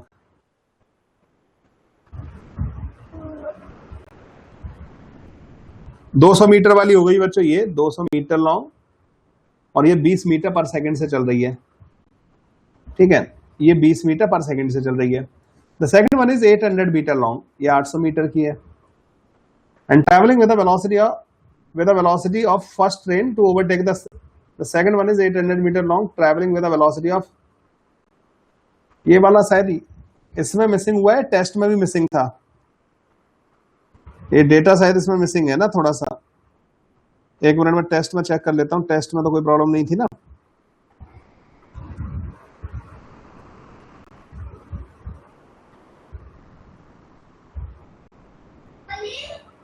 नीचे गई, नीचे 17वां क्वेश्चन है ना। तो ट्रैवलिंग विद 10 मीटर पर सेकंड, तो ये 10 मीटर पर सेकंड से जा रही है, ठीक है। The second travelling with this first train to overtake the second, अब इसको रोक देंगे हम, सिंपल सा। तो इसकी रिलेटिव वेलोसिटी हो जाएगी, वी रिलेटिव हो जाएगा इसका 10 मीटर पर सेकंड के बराबर। अब इसको करना क्या है, इस वाली ट्रेन को यहां से यहां तक पहुंचना है, यहां तक, मतलब इसके इंजन को 800 मीटर तो ये चलना है और 200 मीटर ये चलना है, तो 1000 मीटर चलना है। तो टाइम जो हो जाएगा ना वो 1000 मीटर कवर करना है 10 मीटर पर सेकंड से, तो 100 सेकंड लगेंगे ट्रेन को क्रॉस करने में। इजी क्वेश्चन था, बहुत आसान क्वेश्चन था। अगले वाले क्वेश्चन पे आ जाते हैं। 18th number question, rain driven by the wind falls on a railway compartment with a velocity of 10 meter per second at an angle of 30 degree to the vertical. The train moves along the direction of the wind flow at a speed of, ये 72 kilometre per hour को 5/18 से multiply कर देना तो ये आ जाएगा 20 metre पर second. The apparent velocity of the rain for a person sitting in the train. तो भाई रेन की जो वेलोसिटी है ना, रेन की, तो rain driven by the wind falls on a railway compartment with the velocity of this with the vertical. तो vertical के साथ इसका जो कंपोनेंट था ना 10 मीटर पर सेकंड वेलोसिटी थी, और ये एंगल जो था ना बच्चे 30 डिग्री के बराबर था। तो इसका ये आ जाएगा 5 मीटर पर सेकंड, और इधर आ जाएगा बच्चों 5√3 मीटर पर सेकंड। अब ट्रेन में जो बंदा है ना, ट्रेन जा रही है बच्चों 20 मीटर पर सेकंड से, तो जब ट्रेन को रोक दोगे तो इसकी वेलोसिटी इधर ऐड हो जाएगी 20 मीटर पर सेकंड। तो बच्चों रेन की वेलोसिटी क्या आ जाएगी इस बंदे के रेस्पेक्ट में, 15 इधर और 5√3 इधर। तो इस बंदे को वेलोसिटी क्या दिखाई देगी, velocity of rain with respect to man, root के अंदर इसका स्क्वायर 75, 15 का स्क्वायर 225, तो ये आ जाएगा 10√3 मीटर पर सेकेंड। इजी क्वेश्चन था, रिलेटिव का इजी क्वेश्चन, मतलब यहां पे आप स्कोर कर सकते थे। ये वो वाला सेक्शन चल रहा है जहां पे आप स्कोर कर सकते थे। अच्छा 19th वाले पे आते हैं, ये वाला थोड़ा डिफिकल्ट हो गया। A particle start from rest and travel a distance 2x with uniform acceleration. मैं आपको एक चीज बता देना चाहता हूं, जब भी यूनिफॉर्म एक्सेलरेशन होता है ना, और डिस्टेंस वगैरह ट्रेवल की गई होती है, डिस्टेंस ट्रेवल की होती है, डिस्प्लेसमेंट के बारे में बात हो रही होती है। मैं ऐसे क्वेश्चंस को वेलोसिटी टाइम ग्राफ से करता हूं। क्यों? जब भी एक्सेलरेशन कांस्टेंट होता है ना, तो v वर्सेस t ग्राफ जो होता है ना, वो स्ट्रेट लाइन होता है और उसका एरिया अंडर द कर्व निकालना आसान होता है। तो मैं हमेशा, समझ में आया मैंने क्या बोला, कि मैं ऐसे क्वेश्चंस को वेलोसिटी टाइम ग्राफ से करना पसंद करता हूं। तो यहां पे मेरे को इन्होंने दे रखा है कि उसने किसी कांस्टेंट एक्सेलरेशन से 2x डिस्टेंस ट्रेवल करी है, तो इसका वेलोसिटी टाइम ग्राफ कुछ ऐसा आएगा। वेलोसिटी टाइम ग्राफ कुछ ऐसा आएगा। तो मान लो इसने कुछ t0 टाइम तक चलाए ए एक्सेलरेशन से और इसकी मैक्सिमम स्पीड हो गई मान लो vm के बराबर। तो ये जो एरिया है ना इस ट्रायंगल का, ये 2x के बराबर है, मतलब हाफ t0 इंटू vm, इसकी वैल्यू 2x के बराबर हो गई। ठीक है, ये एरिया। फिर उसके बाद बोला है कि moves uniformly further 6x distance. उसके बाद बच्चों 6x डिस्टेंस और कवर कर रहा है, ठीक है, इसी वेलोसिटी से। तो मान लो यहां पे कुछ टाइम चला होगा ये, लेकिन ये हाइट तो vm के बराबर है। तो अब जो डिस्टेंस है ना, vm इंटू नया टाइम t2, ये बच्चों 6x के बराबर है। क्या यहां से मैं 2x की वैल्यू लाके रख सकता हूं यहां पे? तो ये बन जाएगा 3 times t0 vm divided by 2। मैंने यहां पे क्या कर दिया, यहां पे इसको लिख लिया 3 इंटू 2x और 2x की वैल्यू वहां से लाके रख दी। तो जो सेकंड टाइम है ना बच्चों, वो हमारे पास 3 t0 बाई 2 के बराबर आ गया। तो ये जो टाइम आया ना मेरे पास, ये वाला, ये 3 t0 बाई 2 के बराबर आ गया। और उसके बाद बोला है and finally comes to rest after moving a further 2x distance with uniform retardation. बच्चों यूनिफॉर्म रिटार्डेशन से रुक गया और इसने अब दोबारा से ये एरिया कितना कवर किया है? यूनिफॉर्म सेम रिटार्डेशन बोलना चाहिए था यहाँ पे ना, under the uniform same retardation. जितने से एक्सेलरेट हुआ उतने से ही बोलना चाहिए था, ये थोड़ा, पर वो मजबूरन उसको मतलब रिटार्डेशन सेम ही रखना पड़ेगा, और कोई जरिया नहीं है। अगर उसने रिटार्डेशन सेम नहीं रखा, कम रखा, तो ज्यादा दूर जाके रुकेगा, एरिया ज्यादा हो जाएगा। तो ये वाला पार्ट इसके सिमेट्रिक होना चाहिए 2x। तो ये वाला टाइम बच्चों कितना आ जाएगा? ये भी t0 के बराबर ही आ जाएगा। ठीक है, अरे ये 2x है एरिया, ये 6x है, ऐसा हो गया। Ratio of the average velocity, तो एवरेज वेलोसिटी क्या होती है? Total distance. टोटल डिस्टेंस हो गई 2x 6x और 10x के बराबर। टोटल टाइम कितना हो गया बच्चों? इनको टाइम को ऐड कर दो, 5 t0 बाई 2 7 t0 बाई 2 के बराबर है ना। क्या मैं x की वैल्यू को यहां से vm इंटू t0 बाई 4 रख सकता हूं? तो 10 into vm into t0 by 4 divided by 7 by 2, ये 2 टाइम्स कट जाएगा और ये 5 टाइम्स कट जाएगा। तो देखो एवरेज वेलोसिटी, यहां पे t0 था, एक t0 से बच्चों t0 कट जाएगा, तो v average divided by vm की वैल्यू बच्चों हमारे पास 5/7 के बराबर आ जाएगी। ए ऑप्शन बच्चों हमारा करेक्ट ऑप्शन हो जाएगा। ऐसे सॉल्व हो जाएगा ये वाला क्वेश्चन। ग्राफ से करने में बहुत आसानी से हो जाएगा। अगले क्वेश्चन पे आ जाते हैं।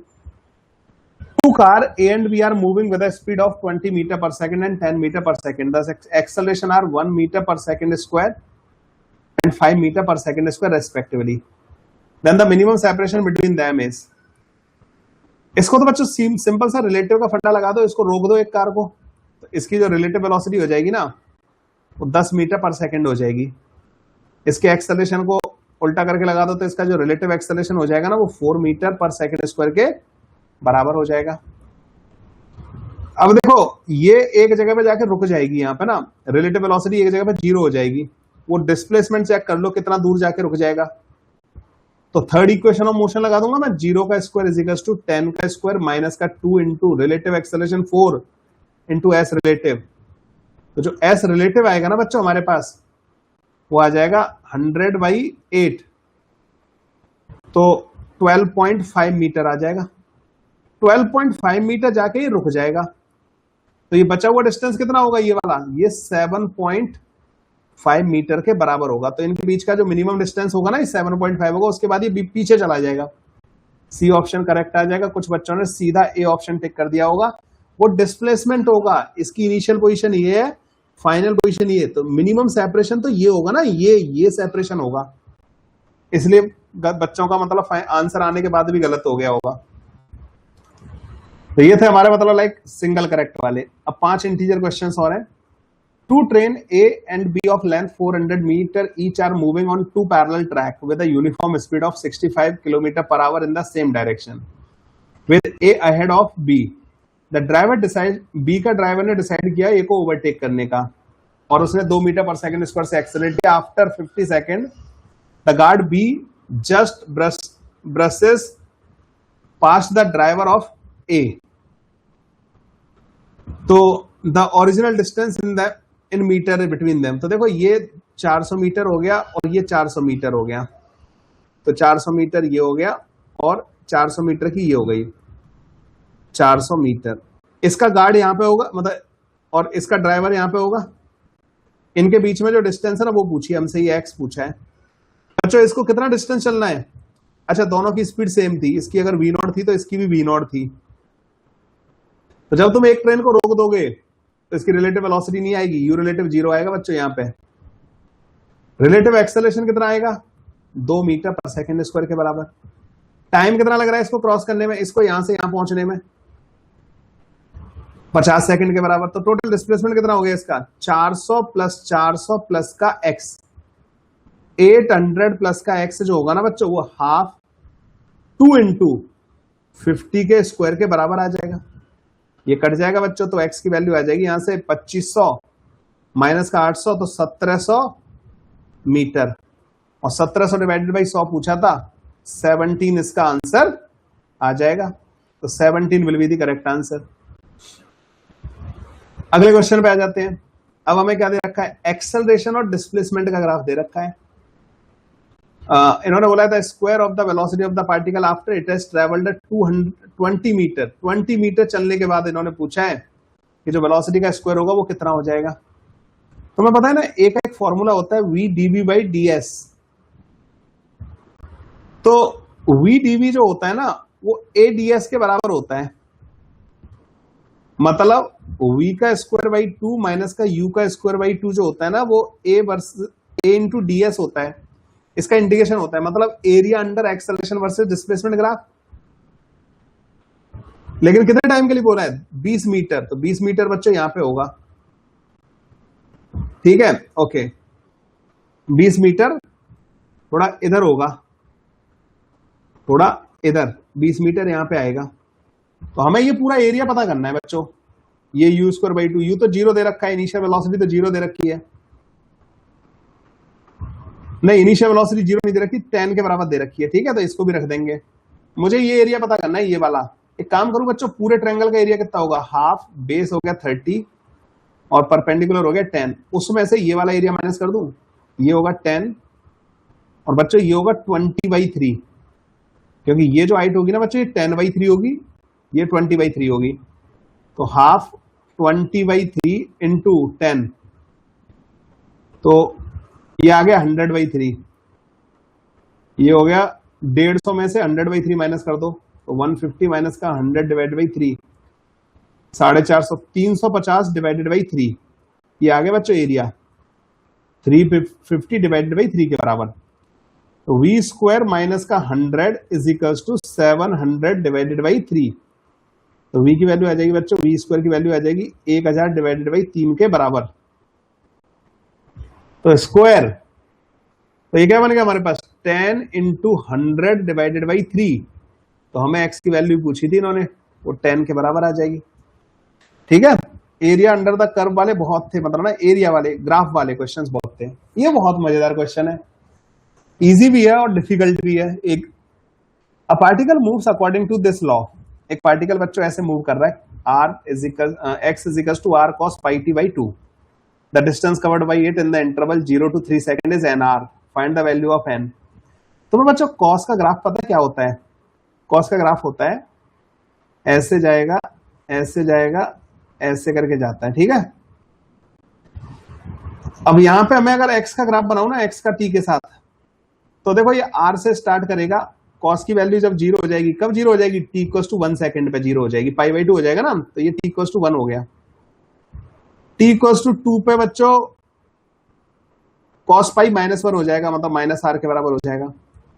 और ये हो गया t इक्वल्स टू 3। तो तुम अगर देखो ग्राफ देख रहे हो तो पार्टिकल कैसे चल रहा होगा?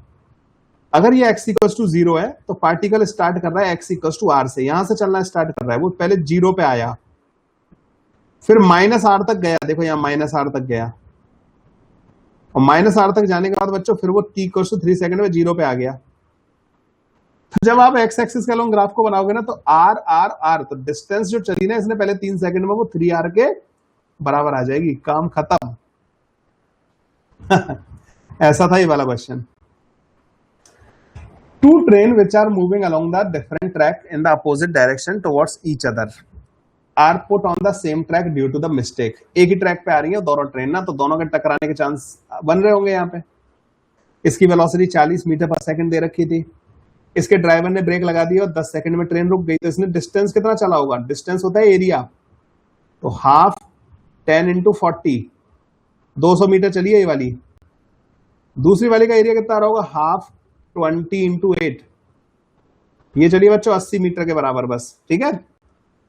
देयर ड्राइवर स्लो, दोनों ने बच्चों, ये वाली ट्रेन यहां पे थी, ये वाली ट्रेन यहां पे थी, दोनों आमने सामने से आ रही थी। Start slowing down the train when the trains are 300 metre apart, इन दोनों के बीच का डिस्टेंस 300 मीटर था। तुम देख रहे बच्चों, ये 200 मीटर चल के रुक गई, ये कितना चली? 200 मीटर, और ये वाली कितना चली है? 80 मीटर, तो इनके बीच का डिस्टेंस कितना बचेगा लास्ट में? 20 मीटर, तो आंसर आ जाएगा इसका 20 मीटर, ठीक है। Last question, a particle is projected towards the north with a speed of 20 metre पर second at an angle of 45 degree with the horizontal. तो नॉर्थ की तरफ बच्चों इसको प्रोजेक्ट कर दिया, थोड़ा मुझे लग रहा है नॉर्थ, वर्टिकल और वो सारी डायरेक्शन लेनी पड़ेंगी। तो बच्चों ये हो गया ईस्ट, ये हो गया नॉर्थ, ये हो गया साउथ, और इधर वेस्ट कर देते हैं, और ऊपर की तरफ हो गया बच्चों वर्टिकल, ठीक है। ये टॉप व्यू है, ये वेस्ट हो गया, ठीक है। Projected towards the north with a velocity of 20 metre पर second at an angle of 45 degree with the horizontal, the ball gets horizontal acceleration. तो इसको ऐसे फेंका है, ये ऐसे जाके ऐसे गिरना था, इधर इधर गिरना था इसको 45 डिग्री से ना, 20 मीटर पर सेकंड से। लेकिन पंगा क्या हो गया कि इसके पास एक हॉरिजॉन्टल एक्सेलरेशन भी है, किधर की तरफ? ईस्ट की तरफ। कितना? 7.5 मीटर पर सेकंड स्क्वायर। तो ये इस प्लेन में नहीं रहेगा बच्चों, इस प्लेन को निकल के यहां पे कहीं पे गिरेगा। तो इधर वाली मोशन जो होगी ना इसकी, ये वाली जो मोशन आई है वो इसकी वजह से आई है। तो पहले तो इसका एक काम करते हैं, टाइम ऑफ फ्लाइट पता कर लेते हैं। तो 2u sin 45 divided by g, तो इसका टाइम ऑफ फ्लाइट आ रहा होगा हमारे पास 2√2 सेकंड के बराबर, ठीक है। इधर जो इसकी वेलोसिटी होगी ना वो 10√2 मीटर पर सेकंड होगी, किधर की तरफ? नॉर्थ की तरफ। तो जो डिस्प्लेसमेंट आएगा ना इसका नॉर्थ डायरेक्शन में, इधर जो गया होगा इधर, यहां पे अगर मैं इधर x एक्सिस मान लू, इधर y एक्सिस मान लू, तो इसका जो y कोऑर्डिनेट होगा, y कोऑर्डिनेट वो होगा 10√2 इंटू दिस 2√2, तो 40 मीटर गया होगा ये। अच्छा, इधर वाला जो एक्सेलरेशन है उसकी वजह से ये x डायरेक्शन में जाएगा, तो हाफ 15 डिवाइडेड बाई 2 इंटू 2√2 का स्क्वायर, तो ये बन जाएगा बच्चों 8 डिवाइड बाई 4, तो ये हो जाएगा 30 मीटर के बराबर। तो बच्चों ये इधर गया 30 मीटर, इधर गया 40 मीटर, यहां पे गिरेगा, तो ये जो डिस्टेंस होगी ना बच्चों, ये 50 मीटर के बराबर होगी, ठीक है। ये 3 डायमेंशनल मोशन हो गया, प्रोजेक्टाइल मोशन नहीं रहा, 3 डायमेंशनल मोशन हो गया। तो ये था बच्चों एक बहुत ही अमेजिंग सा paper. I hope you are expecting this level of paper in this test series in future as well. और मेरा टेस्ट का लेवल बच्चों यही रहेगा। आपने देखा कि आज ये 25 क्वेश्चंस ऐसे हैं जो आपको 25 कॉन्सेप्ट सिखा देंगे काइनेमेटिक्स के। बाद बाकी अगर आप में से कोई मेरे से मैकेनिक्स पढ़ना चाहता है, अगर आप चाहते हो कि इस लेवल के क्वेश्चंस आप लोगों के लिए बहुत आसान बन जाए, तो कुछ ऐसा कोई कोर्स, तो ये मेरा कोर्स है प्रेपजीत ऐप पे, 1 अगस्त से अभी स्टार्ट हुआ है, जिसकी पहली क्लास तो मैंने कल फ्री रखी थी आप सब लोगों के लिए। ये अभी चलना चालू हुआ है और इसमें मैं बहुत अच्छे लेवल के क्वेश्चंस करा रहा हूं। अगर आपको इसका डेमो चाहिए तो वो आपको इसी कोर्स के अंदर मिल जाएगा। पहला लेक्चर फ्री कर दिया मैंने और उसमें स्केड्यूल भी कर दिया है, तो ज्वाइन करने का सोच सकते हो इसमें। अगर आप 2027 में हो, देखो मेरी ऐप पर 3 तरीके के कोर्सेज हैं। एक है physics foundation course, excellence foundation course, वो क्लास 11th वाले बच्चों के लिए जो 2028 में पेपर देने वाले हैं। एक है फिजिक्स एक्सीलेंस प्रोग्राम, वो 2027 वाले बच्चों के लिए पूरे साल के सारे कोर्स उसके अंदर आपको मिल जाएंगे। फिजिक्स एक्सीलेंस फाउंडेशन कोर्स में पूरे 11th के सारे कोर्स एक साथ मिल जाएंगे। अगर आपको कुछ मन हो ऐसा किसी बच्चे का ज्वाइन करने का तो ज्वाइन कर सकता है। अगर कोई परेशानी आ रही हो, कंफ्यूजन हो, तो मेरे से मैसेज करके पूछ सकता है। कैसी लगी क्लास? कैसी लगी बच्चे क्लास? उम्मीद है आपको काफी कुछ सीखने को मिला होगा। How was the class?